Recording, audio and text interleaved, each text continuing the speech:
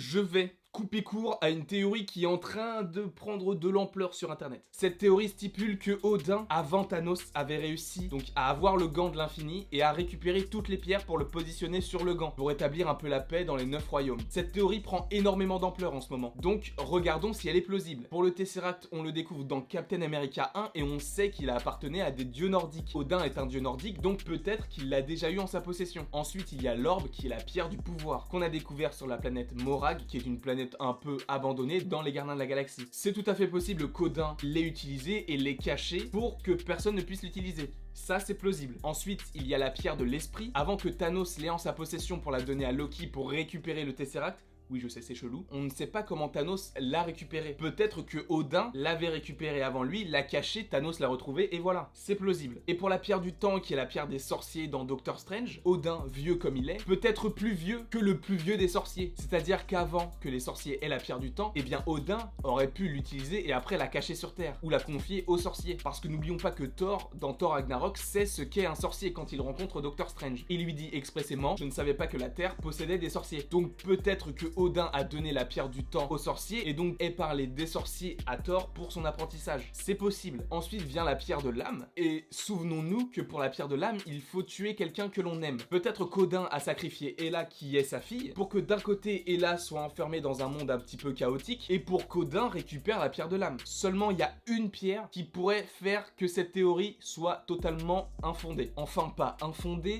mais plutôt pas viable. C'est la pierre de la réalité. Dans Thor, le monde des ténèbres, on apprend que le grand-père d'Odin, qui est Bor, a caché la pierre de la réalité quelque part. Et cet endroit est exactement le même où Nathalie Portman, alias Jane Foster, le retrouve au même endroit. Donc pourquoi est-ce qu'Odin récupérerait la pierre de la réalité à un endroit pour l'utiliser pour la recacher au même endroit? Donc la pierre n'a pas bougé depuis tout ce temps. En plus, le gant de l'infini présent dans la salle des trophées d'Odin est un faux, comme le dit Hela. Donc pour moi, c'est juste un clin d'œil. Ce n'est pas un gant de l'infini qu'aurait pu utiliser Odin. En tout cas, vous, je ne sais pas ce que vous en pensez. Est-ce que vous pensez qu'Odin a vraiment pu utiliser le gant de l'infini avant Thanos? Ou est-ce que vous pensez comme moi que c'est juste une théorie de plus comme je peux en faire sur la chaîne? Je ne sais pas ce que vous en pensez, en tout cas n'hésitez pas à me le dire en commentaire, n'hésitez pas non plus à aimer, partager, commenter, à vous abonner, ça me ferait très plaisir. Et moi il ne me reste plus qu'à vous dire à la prochaine pour la prochaine.